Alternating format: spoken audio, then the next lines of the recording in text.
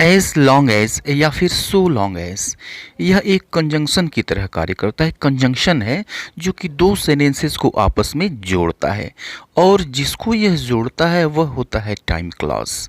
यानी इसके ठीक पहले मेन क्लॉज आता है, उसके बाद हम टाइम क्लॉज का यूज़ करते हैं। कैसे करते हैं और किस तरह के सेंटेंसेस में इसका हम इस्तेमाल करते हैं, देखिए। जब तक तुम चाहो तब तक यहाँ रुक सकते हो। जब तक मैं जीवित रहूँगा यह बात मैं याद रखूँगा, या फिर जब तक मैं जीवित रहूँगा तब तक यह बात याद रखूँगा। जब तक वह वफादार रहा तब तक उसके साथ अच्छा व्यवहार हुआ। जब तक ज़रूरत हो तब तक इसे अपने पास रखो। अब देखिए, इन सब में जब तक तब तक यह फ्रेज आया हुआ है।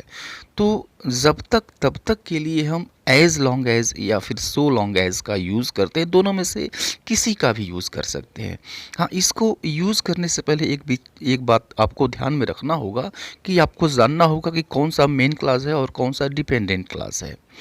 तो जो आपको यह सेंटेंस दिख रहा है, यह जो हिस्सा दिख रहा है, यह आपका मेन क्लास है, और जो हिस्सा जब तक से शुरू हो रहा है वह आपका डिपेंडेंट क्लास है। तो सबसे पहले तो आप मेन क्लास यूज़ कर लीजिए, और उसके बाद एज लॉन्ग एज या फिर सो लॉन्ग एज का यूज़ करिए। उसके बाद आप डिपेंडेंट क्लास का यूज़ कर लीजिए। एग्जाम्पल से इसको हम आइए अच्छी तरह से समझते हैं।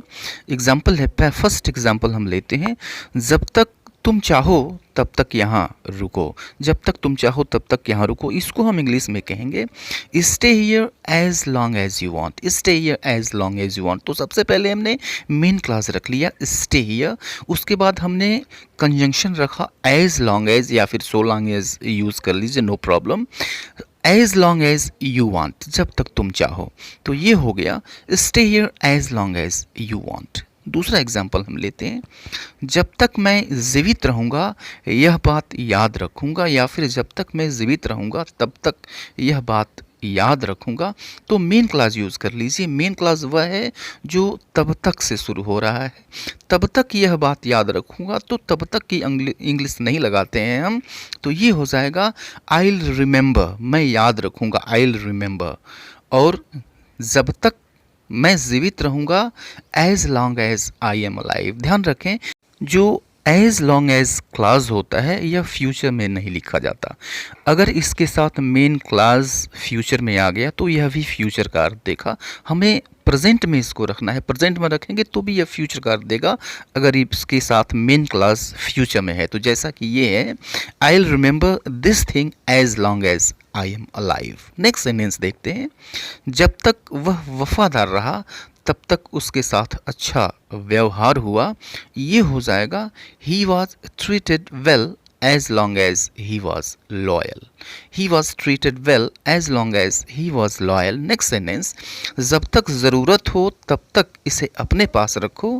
Keep it with you as long as it is needed. Keep it with you as long as it is needed.